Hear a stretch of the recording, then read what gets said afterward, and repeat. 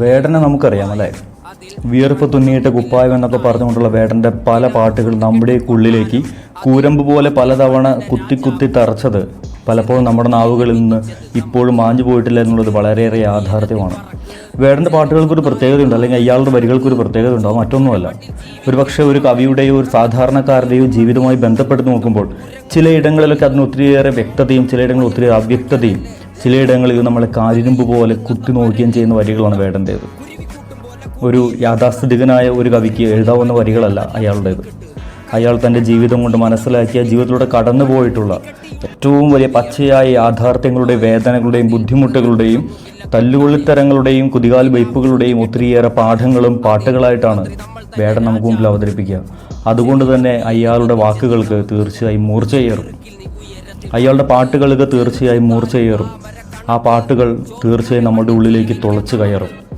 ആ തുളച്ച് കയറിയപ്പോൾ അത് പലരുടെയും ഉള്ളിലേക്ക് ഒരു നീറ്റലായി മാറിയിട്ടുണ്ടെങ്കിൽ പ്രിയപ്പെട്ടവരെ, നമ്മളും ആ വേടൻ്റെ ജീവിതാവസ്ഥയിൽ കടന്നു പോയിട്ടുണ്ടെന്നുള്ളതാണ് യാഥാർത്ഥ്യം. അയാൾ പല വേദികളിലും കഞ്ചാവിനും മയക്കുമരുന്നിനും മറ്റ് രാസപദാർത്ഥങ്ങൾക്കുമെതിരെ സംസാരിച്ച് നമ്മൾ പലപ്പോഴും കേട്ടിട്ടുണ്ട്. പക്ഷേ ഒരു വേള എവിടെയോ അയാൾക്കും തെറ്റുപറ്റിപ്പോയി. ഇതൊരു തെറ്റിനെ ന്യായീകരിക്കുന്നൊന്നുമില്ല. തെറ്റുകൾ സംഭവിക്കാത്തവരുടെ ഈ ലോകത്തിൽ ആരുമില്ല.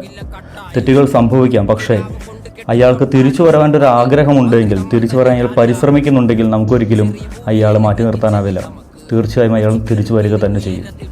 പക്ഷേ ആ ഒരൊറ്റ തെറ്റിൻ്റെ പേരിൽ അയാളെ വളഞ്ഞിട്ട് ആക്രമിക്കുന്ന ഒരു വിഭാഗം മാധ്യമ സമൂഹത്തെ നമ്മളിവിടെ കണ്ടു. വിയർപ്പ് തുന്നിയിട്ട് കുപ്പായത്തിന് പകരം കഞ്ചാവ് തുന്നിയിട്ട് കുപ്പായം എന്ന് പറഞ്ഞിട്ട് അയാൾ അവഹേളിക്കുന്ന, സമൂഹത്തിൽ വലിച്ചിടുന്ന, ഞണ്ടിൻ്റെ സ്വഭാവം കാണിക്കുന്ന ഒരു വിധത്തിൽപ്പെട്ട കുറേ മാധ്യമ പ്രവർത്തകർ നമ്മൾ ഈ ദിവസം നമ്മൾ കാണുകയുണ്ടായി.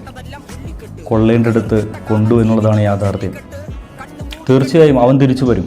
കാരണം അയാൾക്ക് അതിനുള്ള കഴിവുണ്ട്, അയാളുടെ വാക്കുകൾക്ക് അതിനുള്ള പവറുണ്ട്. അയാളെ സ്വീകരിക്കുവാൻ ഇന്നും നമ്മൾ തയ്യാറാണ്. പക്ഷേ അയാളുടെ വാക്കുകൾ കൊണ്ട് അയാളെ നിന്ന് ആരെങ്കിലുമൊക്കെ വെറുക്കുന്നുണ്ടെങ്കിൽ, അയാൾ താഴണമെന്നും അയാൾ വീഴണമെന്നും ഇല്ലാതാകണമെന്നും ആരൊക്കെയോ ആഗ്രഹിക്കുന്നുണ്ടെങ്കിൽ, നമ്മുടെ സമൂഹത്തിലെ മുതലാളിത്ത വ്യവസ്ഥയുടെയും മുതലാളിമാരുടെയും നേർക്ക് തീർച്ചയായും അയാൾ അമ്പെയ്ത് കഴിഞ്ഞു. അയാളുടെ വാക്കുകൾ കുറുക്കി കൊണ്ടുകഴിഞ്ഞു. അതുതന്നെയാണ് ഇന്ന് അയാൾക്കെതിരെ നടക്കുന്ന ഇത്രയേറെ പ്രചാരണവും. ആദ്യമായിട്ടല്ല ഒരു കലാകാരൻ ഈ കഞ്ചാവിൻ്റെയും മയക്കുമരുന്നിന് പിടിയിൽപ്പെട്ടു എന്ന് പറഞ്ഞൊരു വാർത്ത ഇത്രയേറെ വരുന്നത്. പക്ഷേ ഇതുപോലെ എത്ര പേരെ ഈ മാധ്യമങ്ങൾ വളഞ്ഞിട്ട് ആക്രമിച്ചിട്ടുണ്ട്? ചുരുക്കമാണ്. എല്ലാവർക്കും എതിരെയും അവർ വാളവങ്ങാറില്ല. ശരിയല്ലേ?